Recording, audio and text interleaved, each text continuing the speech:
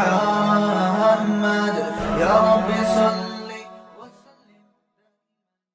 بسم اللہ الرحمن الرحیم۔ آج انشاءاللہ میں سورہ نحل کا رکوع نمبر 2 اور 14ویں پارے کا رکوع نمبر 8 انشاءاللہ اس کی تفسیر میں شروع کروں گا۔ لفظی ترجمہ پچھلے ایپیسوڈ میں ہو چکا تھا۔ اعوذ باللہ من الشیطان الرجیم، بسم اللہ الرحمن الرحیم۔ بہت آسان رکوع ہے۔ هو الذی انزل من السماء ماء، اللہ تعالیٰ وہ ذات ہے جس نے آسمان سے پانی برسایا۔ آپ کو پتہ ہے سورہ نحل میں اللہ تعالیٰ اپنی نعمتیں بیان کر رہے ہیں۔ اس سے پہلے والا جو رکوع تھا اس میں اللہ تعالیٰ نے 3 قسم کی نعمتوں کو بیان کیا۔ ایک تو یہ کہ انسان کی تخلیق، خود انسان کو اس نے پیدا کیا پانی کے قطرے سے۔ دوسرا، اس نے دوسری وہ نعمت بیان کی جانوروں کی نعمت۔ پھر جانوروں میں 2 قسم کے، جن سے سواری کرتے ہو، سامان ادھر سے ادھر اٹھا کے لے جاتے ہو، پھر وہ جانور جن کو تم کھاتے ہو۔ اب نباتاتی نعمت کا اللہ تعالیٰ تذکرہ کر رہا ہے کہ وہ جاندار جس میں حیات نہیں ہوتی، یعنی جس میں روح نہیں ہوتی، وہ بھی تمہاری خدمت میں لگے ہوئے ہیں۔ هو الذی انزل من السماء ماء، وہ آسمان سے تمہارے لیے پانی برساتا ہے۔ لکم منہ شراب، اس پانی میں تمہارے لیے مشروب ہے، تم پیتے بھی ہو۔ ومنہ شجر، اسی سے درخت بھی پیدا ہوتے ہیں۔ فیہ تسیمون، اور اسی میں تم جانوروں کو چراتے بھی ہو۔ پانی اگتا ہے یا درختوں میں جانور چراتے ہو۔ عرب لوگ تو اونٹوں کو درختوں میں ہی چرایا کرتے تھے، اور یا پھر اس کا مطلب اس پانی میں جانوروں کو چراتے ہو، یعنی اس پانی میں کا مطلب اس پانی سے جو چیزیں پیدا ہوتی ہیں۔ تو یہ ساری اللہ کی نعمتیں ہیں۔ یُنبِتُ لَكُم بِهِ الزَّرْعَ، اسی پانی کے ذریعے تمہارے لیے پیدا کرتا ہے وہ کھیتیوں کو۔ وَالزَّيْتُونَ، اور زیتون کو۔ کیسی بہترین چیزیں اس پانی سے پیدا ہو رہی ہیں۔ آپ ذرا کھیتیوں کو دیکھیں اور اس پانی کو دیکھیں، کوئی جوڑ نظر نہیں آتا آپس میں۔ وَالزَّيْتُون، زیتون کو دیکھیں، زیتون تو تیل ہے، یعنی اس درخت میں تیل ہوتا ہے۔ پانی سے کیسے تیل پیدا کر رہا ہے ہمارا رب، کتنی ڈیفرنٹ قسم کی چیزیں، عجیب عجیب چیزیں پیدا ہو رہی ہیں اس سے۔ والنخیل، اور کھجور کا درخت، نخیل کہتے ہیں کھجور کے درخت کو۔ والاعناب، اور انگور، عنب کی جمع۔ ومن کل الثمرات، اور ہر طرح کے ثمرات، ہر طرح کے پھلوں کو اس پانی کے ذریعے ہی وہ پیدا کرتا ہے۔ ان فی ذلک لآیۃ لقوم یتفکرون، بے شک جو غور و فکر سے کام لیتے ہیں ان کے لیے اس میں بڑی نشانی ہے۔ لیکن غور و فکر صحیح سمت میں کریں۔ وہ انگور میں، انار میں آپ غور و فکر کر رہے ہیں، ایک غور و فکر تو وہ ہے جو سائنسدان کرتے ہیں، جو ڈاکٹر کرتے ہیں، جو ماہر حیاتیات کرتے ہیں کہ اس میں کتنے پروٹین ہیں، انسان کو اس سے کس ٹائم پہ کھانا چاہیے، کس ٹائم پہ اوائڈ کرنا چاہیے، اس سے میں کتنی کیلوریز ہیں۔ یہ الگ قسم کا غور ہے۔ جو اصل غور جو اس میں کرنا چاہیے وہ یہ کرنا چاہیے کہ کون ہے جس نے ایسا نظام بنایا کہ آسمان سے پانی برس رہا ہے اور ایسی طرح طرح کی چیزیں پیدا ہو رہی ہیں۔ یہ آٹومیٹیکلی یہ خود نہیں ہو سکتا۔ اب دیکھیں اللہ تعالیٰ، یہ جو سائنسدان لوگ ہیں نا، یہ کیا کہتے ہیں، ہر چیز کی کوئی نہ کوئی ریزن ہے۔ بھائی اگر انگور پیدا ہو رہا ہے تو خود سے تھوڑی ہو رہا ہے، پانی برستا ہے، اس سے پھر یہ ملاپ ہوتا ہے، اور یہ اس کی ایک سائنٹیفک لاجک پیش کر دیتے ہیں۔ تو اللہ نے کب انکار کیا کہ اس کی سائنٹیفک لاجک نہیں ہے؟ اللہ تعالیٰ تو کہہ رہا ہوں اس پانی کے ذریعے میں اگاتا ہوں۔ اللہ چاہتا تو بغیر پانی کے ویسے ہی اگا دیتا، لیکن ایک سسٹم بنا دیا نا اللہ تعالیٰ نے، پانی برسے گا اور اس سے یہ چیزیں اگیں گی۔ تو یہ سسٹم کا بن جانا، اور اتنا عجیب و غریب سسٹم کا بن جانا، یہ اتنا عجیب و غریب سسٹم، کیا خود اس سسٹم نے اپنے آپ کو خود ڈیزائن کیا ہے، یا کوئی اور ذات ہے جس نے اس کو ڈیزائن کیا ہے اس سسٹم کو؟ تو اللہ ان آیتوں میں یہ بتا رہے ہیں کہ یہ ساری چیزیں ایک سسٹمیٹک تو ہیں، لیکن اس سسٹم کا کوئی ڈیزائنر ہے، اس کو کوئی ڈیزائن کرنے والا ہے، اس کا کوئی کریٹر ہے، اس کو کوئی بنانے والا ہے۔ اسی کو اللہ نے کہا کہ اس میں بڑی بڑی نشانیاں ہیں غور و فکر کرنے والوں کے لیے۔ ذرا ڈیپ میں جا کے غور کرو گے تو تمہیں خدا کا وجود بھی نظر آئے گا، خدا کی توحید بھی، خدا کے کمالات بھی، خدا کے احسانات بھی، اور خدا کی قدرت بھی۔ تو یہ 5 چیزیں ذہن میں رکھیں اچھی طرح سے۔ جب بھی ہم اس کائنات میں غور کرتے ہیں ہمیں 5 چیزیں سمجھ میں آتی ہیں۔ نمبر 1، کوئی اس کائنات کو بنانے والا ہے۔ نمبر 2، وہ اکیلا ہے۔ نمبر 3، اس کے انسان پر بڑے احسانات ہیں۔ نمبر 4، وہ طاقت اور پاور والا ہے، جو چاہتا ہے کر گزرتا ہے۔ نمبر 5، ہے بھی کمالات والا۔ لیکن طاقت والا تو وہ بھی ہوتا ہے جو بہت زیادہ ویٹ اٹھا لے، اور کمال کا کیا مطلب ہوتا ہے کہ ایسی اس کی شاہکاریاں ہیں۔ جیسے ایک سائنٹسٹ کوئی چیز ایجاد کرتا ہے تو ہم اس کو پاورفل تو نہیں کہتے، لیکن صاحب کمال کہتے ہیں نا بھائی اس نے تو کمال کر دیا ہے۔ تو یہ 5 چیزیں ہیں جو کائنات میں اللہ تعالیٰ کے بارے میں یہ روز روشن کی طرح یہ 5 باتوں پر یہ کائنات گواہ بنتی ہے. تو اسی کو اللہ تعالیٰ جگہ جگہ فرماتے ہیں اس میں نشانی ہے. تو انہی 5 چیزوں کی علامتیں اس میں. وَسَخَّرَ لَكُمُ اللَّيْلَ وَالنَّهَارَ. اور پھر ایسا ہی نہیں ہے کہ صرف کھیتیاں اگ رہی ہیں بلکہ اس نے دن اور رات بھی تمہارے کام میں لگا دیے. اگر یہ دن اور رات نہ ہو، میں تو ابھی یورپ سے ہو کر آیا ہوں تو مجھے اندازہ ہے کہ جب لمبی راتیں ہوتی ہیں اور دن 3-3 4-4 گھنٹے کے دن آنا شروع ہو جائیں تو انسان کیسے اسٹریس میں اور ڈپریشن میں جاتا ہے. اس کو دن کی روشنی چاہیے، اور اگر دن کی روشنی ہی روشنی ہو، اندھیرا بالکل غائب ہو جائے تو بھی کتنی ایک طرح کی اسٹریس ہونا شروع ہو جاتی ہے. تو اللہ کا بنایا ہوا نظام ہے کہ دن بھی مسلط کرتا ہے، رات بھی مسلط کرتا ہے، اور ان دونوں چیزوں کی ہمیں ضرورت ہے. والشمس والقمر. اور اسی نے سورج اور چاند کو بھی مسخر کر دیا.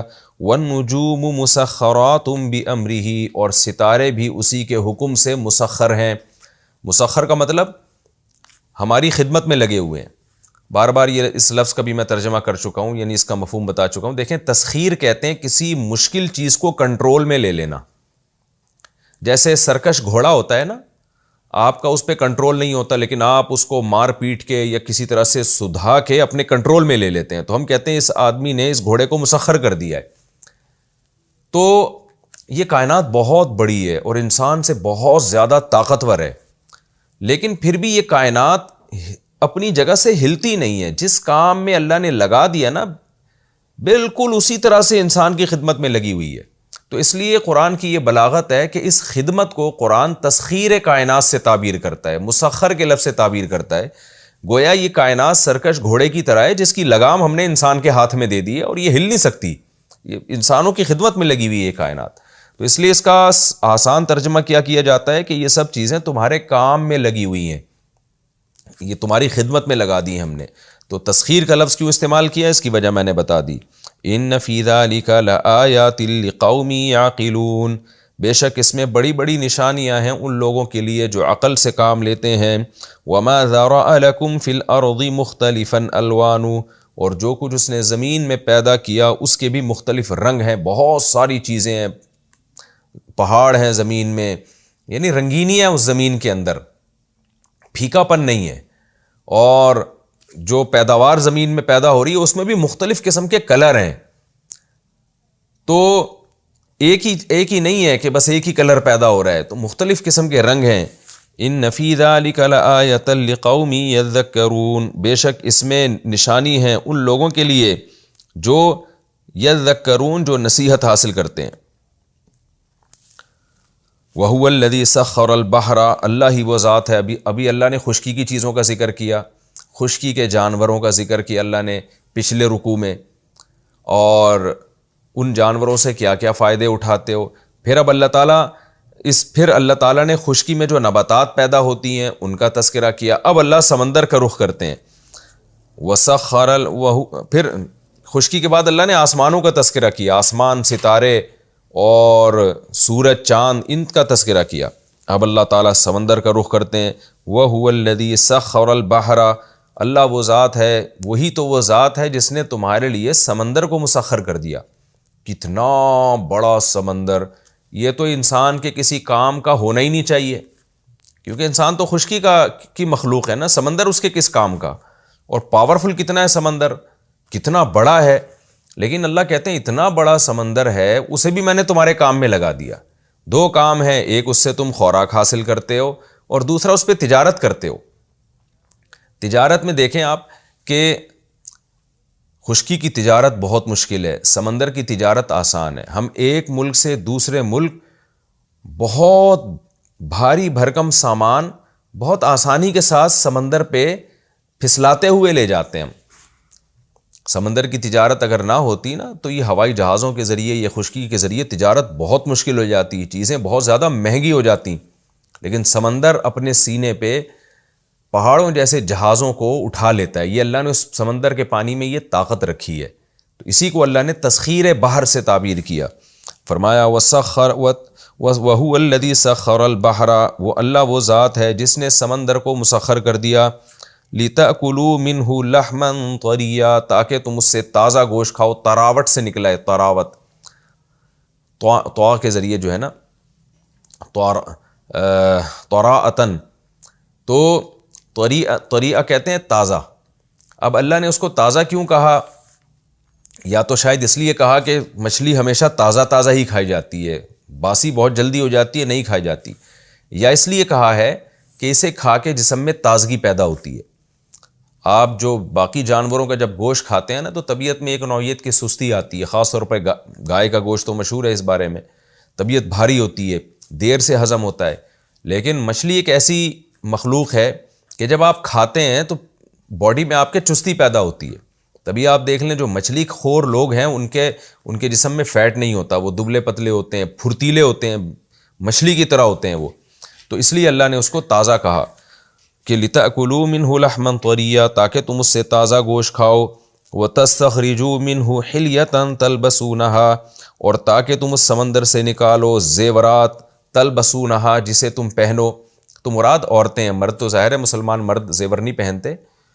ہاں البتہ سمندر سے جو موتی وغیرہ نکلے تو وہ مردوں کے لیے بھی پہننا جائز ہے، لیکن نارمل جو زیور ہے وہ عورت کے لیے. لیکن قرآن سب کو خطاب کرتا ہے اس لیے کہ عورتیں بھی اس سوسائٹی کا ایک حصہ ہیں. تو اللہ نے تمام انسانیت کی طرف نسبت کر دی کہ یعنی تم لوگ بہرحال فائدہ اٹھاتے ہو، چاہے تم براہ راست خود اٹھاؤ یا تمہاری عورتیں اٹھائیں.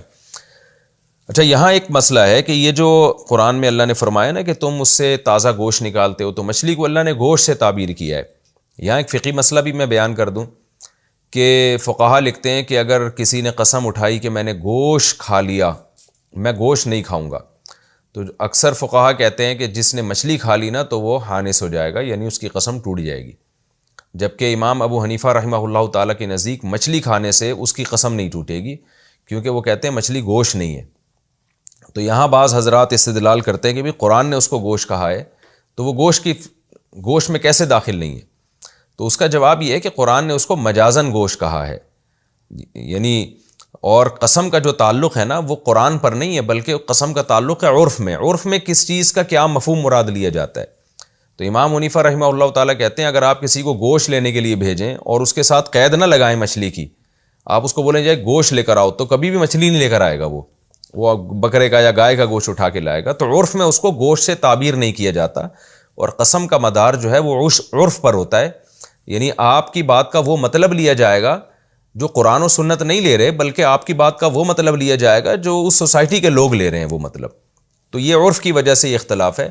تو ورنہ مقصد امام صاحب کا معاذ اللہ قرآن کی اس آیت کی نفی نہیں ہے. اور اگر قرآن نے حقیقی معنی میں بھی اس کو گوشت کہا ہے نا تو بھی اس سے کوئی فرق نہیں پڑتا، کیونکہ قسم کا مدار عرف پر ہوتا ہے. آپ جس زبان میں قسم اٹھا رہے ہیں تو اس زبان میں دیکھا جائے گا کہ یہ جو لفظ ہے یہ کن چیزوں پر بولا جاتا ہے. وَتَرَى الْفُلْكَ مَوَاخِرَ فِيهِ، اور اے مخاطب تو کشتی کو دیکھتا ہے مواخر فیہ، ماخرہ کا مطلب پھاڑنے والی، جو لہروں کو پھاڑتی ہوئی چل رہی ہوتی ہے. اس منظر کو بھی اللہ نے بیان کیا کہ سمندر میں تو اتنی طاقت ہے کہ اس کی بڑی بڑی لہریں ہوتی ہیں، لیکن اللہ تعالیٰ نے اتنے پاورفل لہروں والے سمندر کو بھی انسان کے لیے مسخر کر دیا اور کہا کہ تو اتنی پاورفل لہروں میں بھی جہازوں کو، کشتیوں کو چلا سکے گا تو، کیونکہ اگر یہ پاسبل نہ ہوتا تو پھر ہم تو سفر ہی نہ کر سکتے سمندر کا. تو اللہ کہتے ہیں دیکھو کیسے لہروں کو چیرتا ہوا جہاز یا کشتی جا رہی ہوتی ہے. تو یہ بھی اللہ کی قدرت ہے کہ اللہ نے سمندر کو تمہارے کام میں لگا دیا ہے. وَلِتَبْتَغُوا مِن فَضْلِهِ، اور یہ اس لیے کیا اللہ نے تاکہ تم اس کے فضل کو یعنی رزق کو تلاش کرو. ظاہر ہے تجارت کے ذریعے رزق تلاش کرنا مراد ہے. تو سمندر میں بہت بڑی تجارت ہے، انسانی دنیا کی آبادی کا ایک بہت بڑا حصہ ہر وقت سمندر میں ہی رہتا ہے، وہ یہاں سے وہاں، وہاں سے یہاں چیزیں لے کر آ رہا ہے جا رہا ہے. وَلَعَلَّكُمْ تَشْكُرُونَ، اور شاید کہ تم شکر گزار بن جاؤ. اب آپ دیکھ لیں بحری جہازوں میں سفر کرنے والے، کشتیوں میں سفر کرنے والے، تجارت کرنے والے، ان میں شکر گزار کتنے ہوتے ہیں اور ناشکرے کتنے ہوتے ہیں. میرا خیال ہے 99% لوگ ناشکرے ہوتے ہیں. وہ سمندر سے مچھلی بھی نکال رہے ہیں، شکار بھی کر رہے ہیں اور تجارتیں بھی کر رہے ہیں، کروڑوں اربوں روپے کما رہے ہوتے ہیں. سمندر کی جاب میں سیلری بھی اچھی ملتی ہے آپ کو، تو کروڑوں اربوں روپے کما رہے ہوتے ہیں، مگر سمندروں میں بھی نمازیں قضا ہو رہی ہیں، شرابیں پی جا رہی ہیں اور زنا ہو رہا ہوتا ہے. تو اللہ کہتے ہیں تو سب کام میں نے اس لیے کیے لعلکم تشکرون، تاکہ تم شکر گزار بن جاؤ. وَأَلْقَى فِي الْأَرْضِ رَوَاسِيَ أَن تَمِيدَ بِكُمْ، اور اس نے زمین میں بڑے بڑے پہاڑ ڈال دیے تاکہ زمین تمہیں لے کے ڈاماڈول نہ ہو جائے، زمین کا بیلنس برقرار رہے۔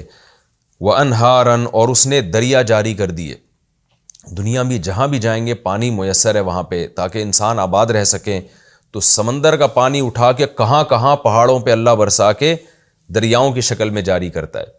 تو جب انسان ان دریاؤں کو دور دراز علاقوں میں دیکھتا ہے تو اگر بصیرت کی آنکھیں اس کی کام کریں گی تو وہ سبحان اللہ کہے گا اور کہے گا میرے رب نے کیسا صاف شفاف پانی کتنے دور دراز علاقوں میں پہنچانے کا انتظام کیا، اور کیسے وہ پانی ایک بہت بڑی آبادی کو سیراب کرتا کرتا کرتا جا کے سمندر میں گرتا ہے۔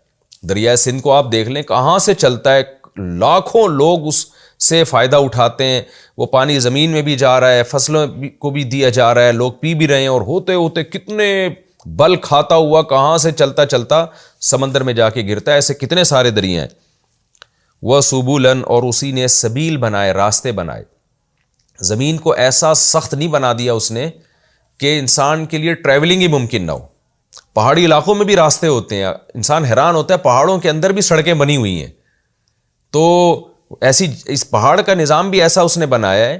میں بڑا حیران ہوتا تھا جب پہاڑی علاقوں میں سفر کرتا تھا تو میں مقامی لوگوں سے پوچھتا ہے کہ یہ راستے بنائے کیسے گئے؟ ٹھیک ہے بعد میں گورنمنٹ نے اس کو بڑا کر کے سڑکیں بنا دی، لیکن پہلے لوگ کیسے سفر کرتے تھے؟ وہ کہتے ہیں یہ صدیوں سے ہیں، اللہ نے پہاڑوں کی کچھ ایسی ساخت بنائی ہے کہ گدھوں گھوڑوں کے ذریعے، اونٹوں کے ذریعے انسان کے لیے اس پر ہمیشہ سے سفر کرنا ممکن رہا ہے، اس طرح سے بنائے اس نے۔ لعلکم تہتدون، تاکہ تم صحیح راستہ حاصل کرو، یعنی راستے اس نے بنائے تاکہ تم منزل تک رہنمائی حاصل کرو، منزل تک پہنچ جاؤ تم۔ وعلامات، اور اسی نے علامتیں بھی پیدا کی۔ علامتیں کا مطلب کیا ہے؟ منزلوں تک پہنچنے کے لیے علامتیں۔ آپ کو پتہ ہے آج تو ٹریگنومیٹری کا علم نے بہت ترقی کی ہے، گوگل میپ آ گیا، اب تو آپ میپ میں ڈالیں پہنچ جائیں۔ صدیوں سے جو انسان آباد ہیں وہ بھلا کیسے سفر کرتے تھے؟ تو اللہ تعالیٰ نے ان کے لیے بھی قدرت کی طرف سے پہلے سے یہ انتظام ہے۔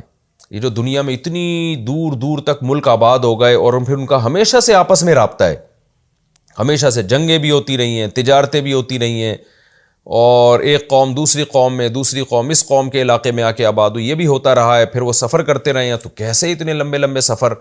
تو اللہ کہتے ہیں اس کے لیے ہم نے پہلے سے علامتیں پیدا کی ہوئی ہیں تاکہ تمہارے لیے سفر کرنا آسان ہو۔ ایک آدمی سفر کرتا ہے تو ان علامتوں سے وہ باقیوں کو گائیڈ کرتا ہے، تو ایسا نہیں ہے کہ کوئی نام و نشان ہی نہ ہو کہیں کسی جگہ کہ ایک دفعہ سفر کرنے کے بعد دوبارہ سفر کرنا ممکن ہی نہ رہے۔ وَبِالنَّجْمِ هُمْ يَهْتَدُونَ، اور ستاروں کے ذریعے بھی یہ رہنمائی حاصل کرتے ہیں۔ خشکی میں تو اللہ نے ویسے علامتیں پیدا کر دی ہیں، سمندر میں کیا ہوتا ہے بھائی؟ سمندر میں تو کوئی ایسا پوائنٹ ہی نہیں ہے، یعنی کچھ وقت کے بعد جب آپ ساحل کو چھوڑتے ہیں نا تو تھوڑی دیر کے بعد چاروں طرف آپ کو پانی نظر آتا ہے، نہ کوئی پہاڑ ہے نہ کوئی علامت ہے۔ تو اس میں اللہ فرماتے ہیں یہ لوگ رہنمائی کرتے ہیں ستاروں کے ذریعے۔ اللہ نے ایسے آسمان میں کچھ ستارے پیدا کر دیے کہ صدیوں سے انسان ان ستاروں کو دیکھ کے، قطب تارہ ہمیشہ قطب میں رہے گا وہ، اسی طرح اور ستاروں کی بہت ساری اقسام ہیں، وہ ہمیشہ ایک ہی جگہ رہیں گی۔ جو پہلے زمانے میں بڑے بوڑھے ہوتے تھے نا، مسلسل ہمارے رشتہ دار جن کی ایج زیادہ ہے وہ اپنے باپ داداؤں کے واقعات ہمیں سناتے ہیں کہ وہ ستاروں کو دیکھ کے تاریخیں بتا دیا کرتے تھے کہ یہ ستارہ اس وقت یہاں ہے تو اس کا مطلب آج یہ تاریخ ہے۔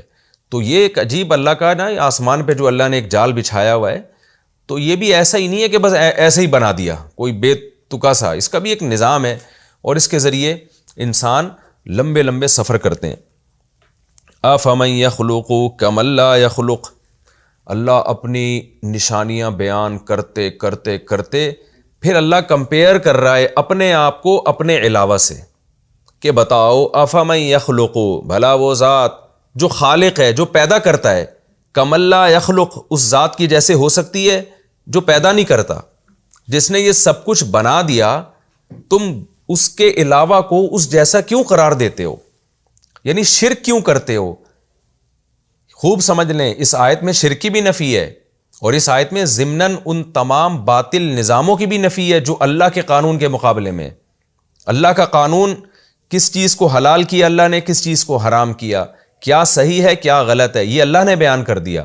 اب اگر کوئی اس نظام کے علاوہ کسی اور نظام کو فالو کر رہا ہے، انسانوں کے بنائے ہوئے نظام کو فالو کر رہا ہے، تو اس کا مطلب وہ انسانوں کو بھی خالق جیسا سمجھ رہا ہے. تو اللہ فرماتے ہیں افمن یخلق، بھلا یہ سارے کام جو ذات کر رہی ہے کیا وہ ذات اس جیسی ہو سکتی ہے جو یہ جس نے ان میں سے کسی بھی چیز کو کریٹ نہیں کیا؟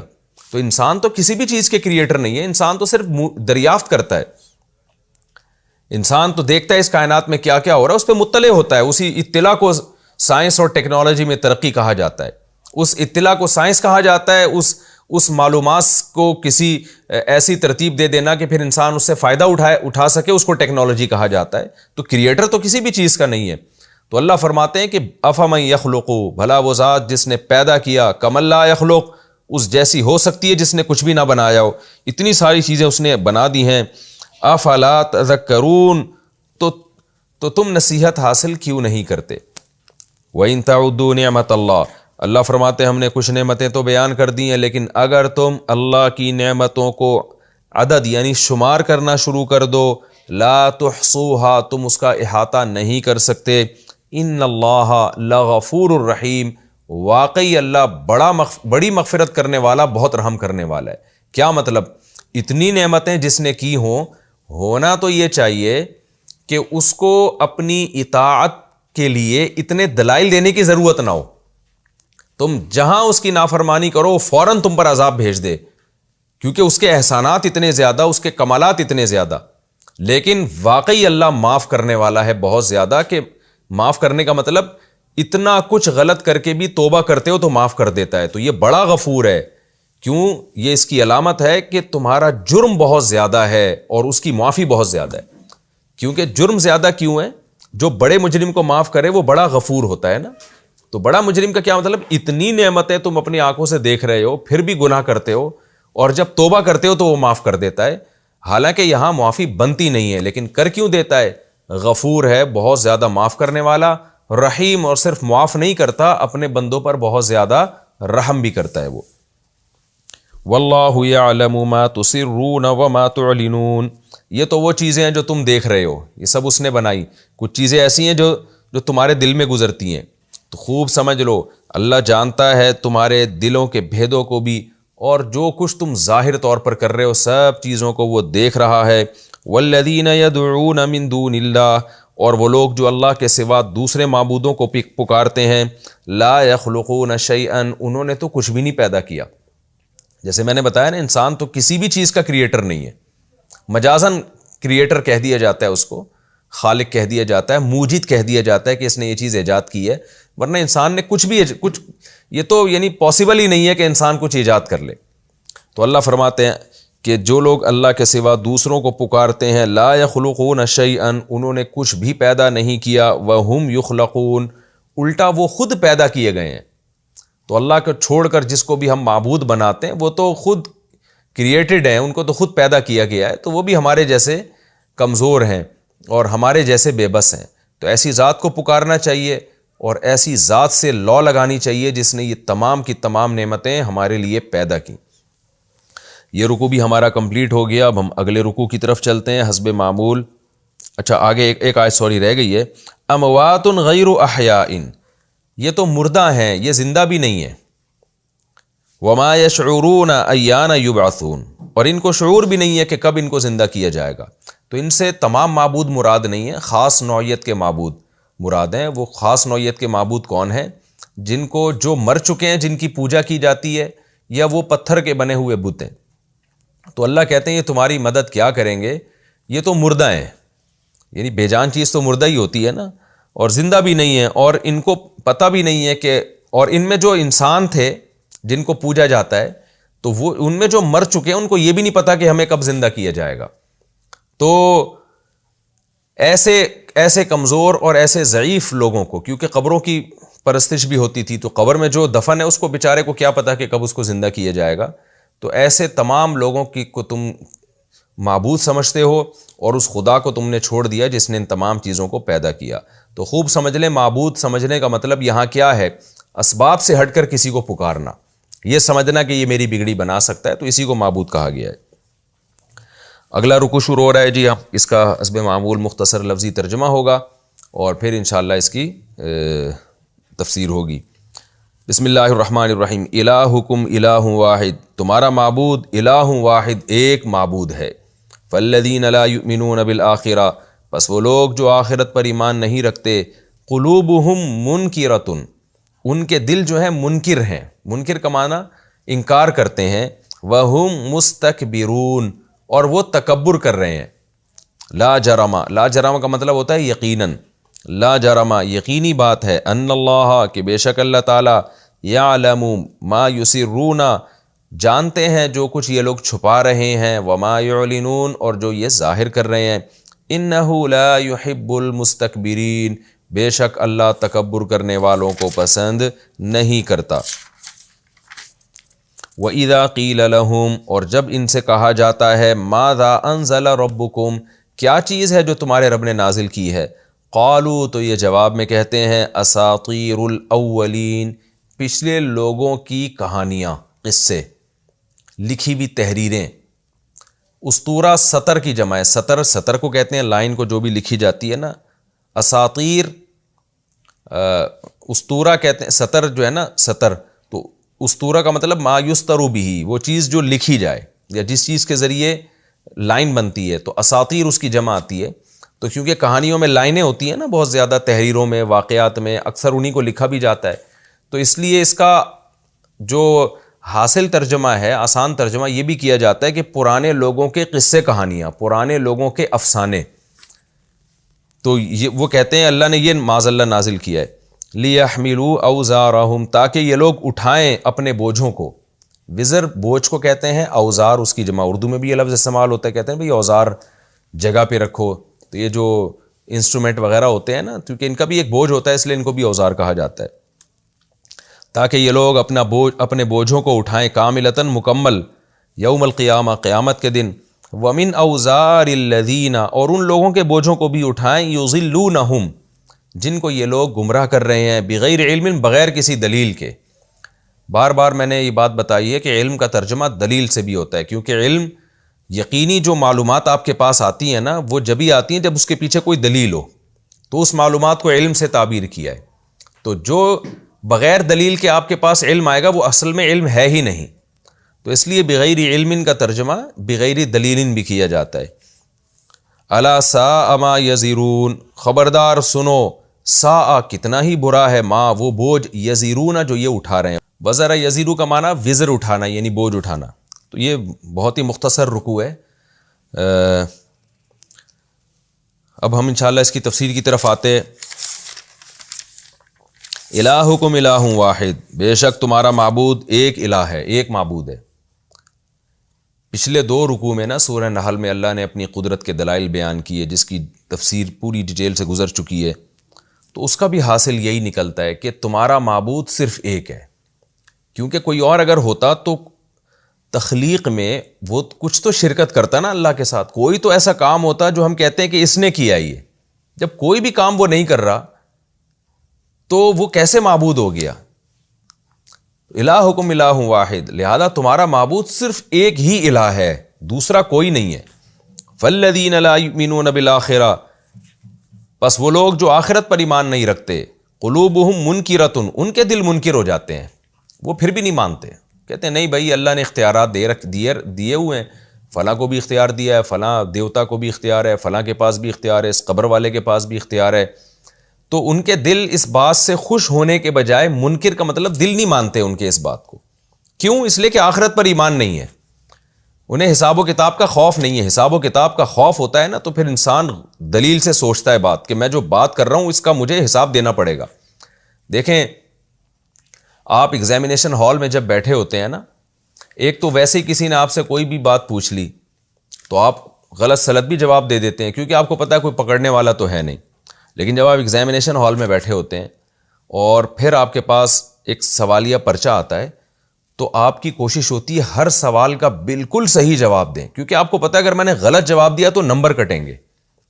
بالکل یہی انسان کی حالت ہے کہ وہ مختلف چیزوں کو جو اینالائز کرتا ہے، مختلف قسم کے جو تبصرے کرتا ہے، اگر اس کو یہ پتہ ہونا کہ میرا ایک ایک تبصرہ نوٹ ہو رہا ہے، اور کوئی بات بھی میں نے اگر غلط کی، کوئی کانسیپٹ بھی میں نے غلط پیش کیا، تو مجھے پھر اس کی سزا ملے گی، مجھے بھگتنا پڑے گا، تو پھر کوئی بھی شاید دنیا میں غلط نہ کرے، ہر آدمی صحیح بات کرے، سوچ سمجھ کے بات کرے گا وہ۔